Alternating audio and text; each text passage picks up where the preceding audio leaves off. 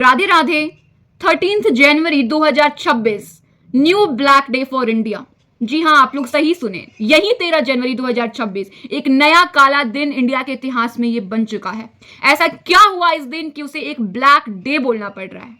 तो हमारे गोभी जी द्वारा इसे स्वीकृत किया गया है, ये यूजीसी की न्यू गाइडलाइन को, और ये अभी देश में सब जगह बस यही नियम का चर्चा चल रहा है। ये नियम इतना बेकार है कि केवल इसके लिए हम एक शब्द बोल सकते हैं, छी। ऐसा क्या नियम है ये?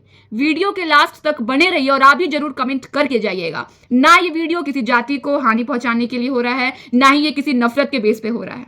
ये जस्ट यूजीसी का क्या गाइडलाइन आया है और कैसे कैसे यहां पर ये लोग षड्यंत्र रचे हैं, ये केवल इस पे ये वीडियो बन रहा है। वीडियो के लास्ट तक बने रहिएगा। ओके, तो यूजीसी का न्यू गाइडलाइन 13 जनवरी 2026 को आया। गाइडलाइन में कुछ यूं लिखा गया था कि SC ST OBC के बच्चे को अगर कोई भी यूआर के लड़के, ध्यान से सुनिएगा, जनरल कैटेगरी के लड़के अगर थोड़ा भी परेशान करते हैं, थोड़ा भी डिस्क्रिमिनेशन करते हैं, तो 7 दिन के अंदर उन पे कार्रवाई होगी। कैसा डिस्क्रिमिनेशन? डिस्क्रिमिनेशन क्यों? कुछ ऐसा कि अगर मेरे हाथ में बोतल है और हम अपने किसी फ्रेंड के साथ हैं, कहते हैं यार देख रहे हो मेरा ये बोतल कितना बड़ा है, देख रहे हो ये मेरा बोतल कितना बड़ा है, क्या हम बस बोले मेरा बोतल कितना लंबा है या मेरा बोतल कितना बड़ा है? एंड अगर किसी SC ST वालों को लग जाता है कि ये हम पे बोला जा रहा है या फिर OBC वालों को, तो वो लोग कंप्लेन कर सकते हैं। आपस में दोस्तों की बातचीत चल रही है, या डिस्क्रिमिनेशन कैसा? अगर एक भैंस जा रही है, हम कह दिए कि यार ये भैंस बड़ी मोटी ताजी एकदम लग रही है, जस्ट ऐसे ही बोल दिए हम, और वहां पर कोई SC ST OBC कम्युनिटी का बच्चा है, अगर उसे लग जाता है कि हम पे हो रहा है, नहीं भी लगा तो अगर हम बस मेरे मन में आ गया तो हम उस पर कंप्लेन कर सकते हैं। अगर मेरी कोई निजी लड़ाई भी चल रही है उससे, तो भी हम उस पर कंप्लेन कर सकते हैं। अब यहां पर अगर मेरी इस वीडियो को SC ST OBC कम्युनिटी वाले देख रहे होंगे, तो बिल्कुल भी ये मत सोचिए कि हम आपके विरुद्ध में हैं। बिल्कुल भी हम आपके विरोध में नहीं है, बिल्कुल भी हम विरोध में नहीं है। क्यों नहीं है? क्योंकि ये SC ST OBC का ये रूल लाया जाए, ये तो कोई मांगा ही नहीं था। कितना अब इंडिया में शांति चल रहा था, क्या कोई मांग रहा था? क्या इस गोभी जी द्वारा, इस गोभी जी से कोई मांग रहा था कि SC ST OBC के लिए एक नया रूल लाओ, एक नया रूल लाओ, हमें तो बहुत पीड़ित किया जा रहा है, यूजीसी कॉलेजेस में बहुत पीड़ित किया जा रहा है, एक नया रूल लाओ ना गोभी जी? मांगा जा रहा था क्या? SC ST OBC भाई बहन कितने अच्छे से साथ में रह रहे थे, नहीं मांगा जा रहा था ना? लेकिन तभी ये रूल लाना है। क्यों लाना था? ताकि विवाद हो इंडिया में, ताकि एक इंडिया में जो भी जो सुख शांति चल रहा है ना, वो सुख शांति अभी ना हो, एक विवाद आ जाए पूरे के पूरे इंडिया में। ठीक है, यहां तक भी चलो भाई ठीक है। फिर क्या हुआ और यूजीसी के गाइडलाइन में क्या लिखा हुआ है? वैसे तो बहुत कुछ है, लेकिन जो इंपॉर्टेंट है वो आप लोग सुनिए। उसके बाद लिखा गया है कि अगर यूजीसी के गाइडलाइन में साफ साफ लिखा हुआ है कि अगर आप लोग, अगर SC ST OBC वाले मान लेते हैं कि कोई अपनी निजी प्रॉब्लम से भी कंप्लेन कर लेते हैं, वैसे लिखा नहीं गया है ये साफ साफ, अगर निजी प्रॉब्लम है तो कंप्लेन कर लिए हैं, लेकिन पहले क्या था? False complain. यानी कि कभी कभी क्या होता है कि हमारे बच्चे हैं ना, आपस में झगड़ा उगड़ा हुआ, चलो SC ST एक्ट में OBC एक्ट में फंसा देते हैं, बच्चे हैं, हो जाता है, चलो फंसा देते हैं। तो पहले फॉल्स कंप्लेंट था कि अगर कोई बच्चा ऐसा फॉल्स कंप्लेंट वगैरह कर देता, अगर कोई यूआर का बच्चा, लड़का कुछ नहीं किया है, लेकिन तब भी कोई उस पर फॉल्स कंप्लेंट कर दिया है, तो उसको जुर्माना देना होगा। ठीक है, पहले जुर्माना का था, लेकिन अब ये जो एक्ट था ना फॉल्स कंप्लेंट का, उसको हटा दिया गया और लिखा क्या गया है कि ये फॉल्स कंप्लेंट का एक्ट हटाया जा रहा है ताकि SC ST OBC वाले बच्चे डरे मत, आराम से आके अपनी बातों को रखें, यानी झूठी बातों को रखें। यहां पर आप लोगों को हम बार बार बोल रहे हैं, ध्यान दीजिएगा, यहां पर ना ही हम विवाद करने आए हैं, ना ही हम SC ST OBC वालों को यहां पर नीचे दिखाने आए हैं, ना ही यहां पर हम कास्टिज्म करने आए हैं। जस्ट यूजीसी के गाइडलाइन में क्या लिखा हुआ है बस हम ये आप लोगों को बता रहे हैं। क्या कहीं से भी ये नियम ठीक है? होता है ना नॉर्मली, भाई बहन में हो जाता है कि भाई बहन में लड़ाई हुआ तो कुछ ऐसा बात हुआ तो पापा को तुरंत जाके कह देंगे, पापा जी देखिए ना मेरा भाई ऐसा ऐसा कर रहा है, उसको फंसा देंगे। तो यहाँ पर तो एक दोस्ती की बात है, दो ही दोस्त, एक SC का लड़का है, एक UR का लड़का है, दोनों की दोस्ती हो गई, किसी दिन लड़ाई झगड़ा हो गया, कुछ भी टॉपिक पे लड़ाई झगड़ा हो जाएगा, तो वो SC वाला जाएगा कंप्लेन कर देगा, 7 दिन के अंदर उस पर कार्रवाई होगी। और उसमें यह भी नियम है कि यूजीसी गाइडलाइन में लिखा हुआ है कि एक कमिटी बनेगी, हर यूजीसी के कॉलेजेस में एक कमिटी बनेगी, और उस कमिटी में कौन रहेंगे? SC वाले रहेंगे उस कमिटी में, ST वाले रहेंगे उस कमिटी में, उसमें गर्ल रहेंगी कमिटी में, लड़की, उसमें दिव्यांग रहेंगे कमिटी में। यहां तक तो ठीक है।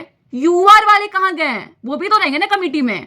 भेदभाव तो यहाँ UR के साथ ही हो रहा है। यहां पर बताया जा रहा है कि नियम बनाया गया है, यूजीसी का गाइडलाइन बनाया गया है भेदभाव हटाने के लिए, लेकिन यहां पर भेदभाव तो जनरल वालों के साथ हो रहा है।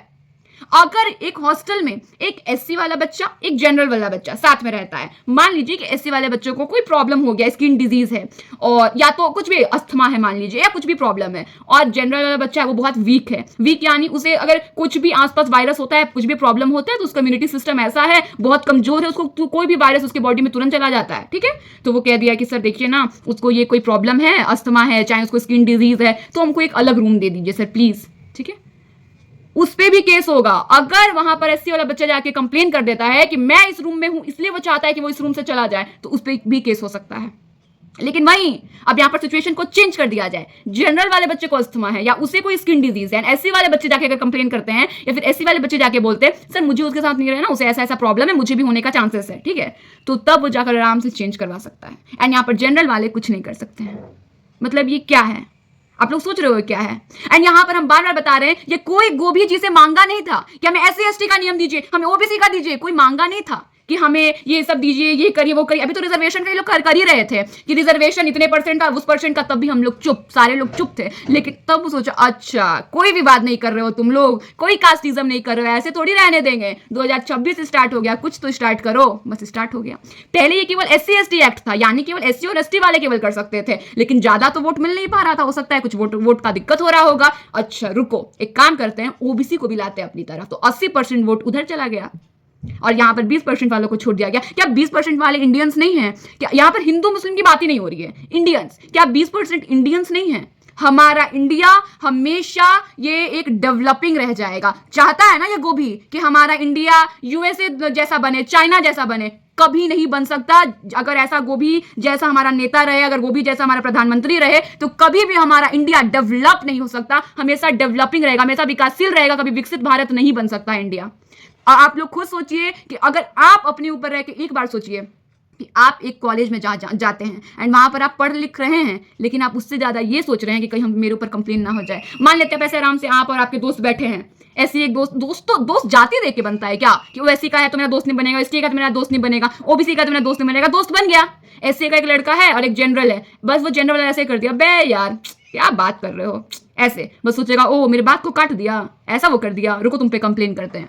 तो बच्चा बोले भी ना, मतलब ये कैसा नियम, हम जानते हैं ये वीडियो हम बना रहे हैं, वीडियो बना रहे हैं, तभी ऐसा नहीं है कि मेरे वीडियो बनाने के बाद ये नियम हट जाएगा। नियम तो नहीं हटने वाला, वोट चाहिए ना, वोटिंग का यहाँ पे सब सिस्टम है। वापस बता रहे हम, अभी हम एक न्यू एज में हैं, अभी तो मेरा भी एज स्टार्ट हुआ है, हम हमेशा वीडियो बनाएंगे। हम जानते हैं कि हम एक 70 साल के भी हो जाएंगे ना, जब वीडियो बनाते जब 70 साल के हो जाएंगे, तब भी हम बोलेंगे कि हमारा भारत विकासशील है, कभी हमारा भारत विकसित नहीं हो सकता, यही सबकी वजह से। यूएसए बनना है, यूएसए बनाना है देश को, इस देश को चाइना बनाना है, कभी हमारा देश यूएसए चाइना नहीं बन सकता है, क्योंकि हम लोग तो कास्टिज्म करेंगे ना। हम लोग तो यहाँ पर यूजीसी के कॉलेजेस में, हर एक कॉलेजेस में रैगिंग हटाया जा रहा था, लेकिन यहाँ तो उल्टा ही हो रहा है, रैगिंग को और बढ़ावा दिया जा रहा है। फॉल्स कंप्लेंट को हम हटा देंगे। बेटा अगर आपका निजी प्रॉब्लम है तो भी आके कंप्लेन करो, हम लोग सब कंप्लेन सुनेंगे, क्योंकि हमें तो विवाद करवाना है, हम लोग विवाद करवाएंगे। ये सब क्या होता है एससी एसटी जनरल, वो सब से हमें कुछ मतलब नहीं, हम लोग विवाद चाहते हैं, विवाद। आप लोग भी कमेंट करिए कि क्या ये जो एससी एसटी ओबीसी ये जो न्यू गाइडलाइन आया है, क्या आप लोगों को चाहिए था क्या, या फिर ये विवाद के लिए हो रहा है। कमेंट जरूर कीजिएगा कि क्या ये यूजीसी का न्यू गाइडलाइन सही है। एक और हम वीडियो लाएंगे जिसमें कि यूजीसी का एक एक गाइडलाइन आप लोगों को बताएंगे कितना घटिया, कितना वाहियात है, एकदम छी है, एकदम थू है इस गाइडलाइन पे। और हमको इंडिया, हम सोचते थे कि मेरी एक ऐसी कंट्री है जो एकदम महान ये वो, बट सच में थू हो रहा है इस देश के नेताओं पे, ये कैसे हैं। कमेंट करिए कि आपको कैसा लग रहा है यूजीसी का गाइडलाइन। जस्ट अभी मैं आपको कुछ गाइडलाइन बताया, अभी तो बहुत सारा और बाकी है जिसमें कि और वाहियात सब चीज लिखा हुआ है। चलिए मिलते हैं अपनी एक और नई वीडियो के साथ, तब तक के लिए राधे राधे।